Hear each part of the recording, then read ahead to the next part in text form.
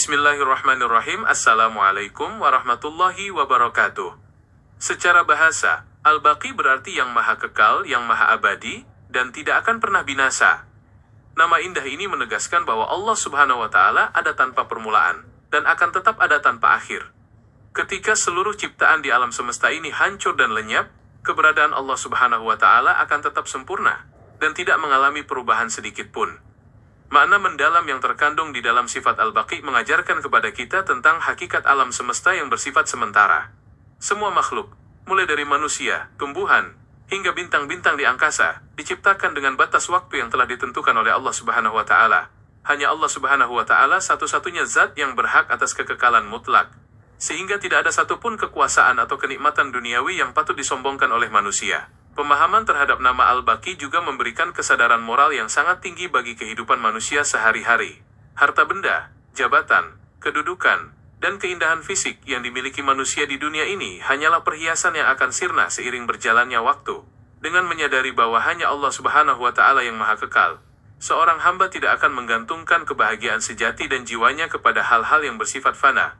Dalam ajaran keimanan yang disampaikan oleh Nabi Muhammad SAW, umat Islam senantiasa diingatkan untuk mengarahkan segala cita-cita menuju kehidupan akhirat yang abadi. Nabi Muhammad SAW meneladani kehidupan yang penuh ketakwaan dengan mengutamakan amal soleh sebagai bekal menuju kehidupan kekal di sisi Allah Subhanahu wa Ta'ala. Amal kebaikan yang dilakukan dengan ikhlas demi mencari keridhaan Allah Subhanahu wa Ta'ala itulah yang nilainya akan tetap kekal dan bernilai tinggi. Secara garis besar, menghayati nama Al-Baqi memandu manusia untuk membedakan mana hal yang bernilai sementara dan mana yang bernilai abadi. Segalanya yang dikerjakan semata-mata karena dorongan hawa nafsu dan kesenangan duniawi akan habis tanpa bekas. Sebaliknya, setiap ikhtiar, pengorbanan, dan kebaikan yang diniatkan ibadah kepada Allah Subhanahu wa Ta'ala akan diabadikan pahalanya oleh Allah Subhanahu wa Ta'ala hingga hari pembalasan kelak. Di samping itu, meyakini sifat Al-Baqi membawa ketenangan batin yang luar biasa saat seseorang menghadapi cobaan atau kehilangan di dalam hidup.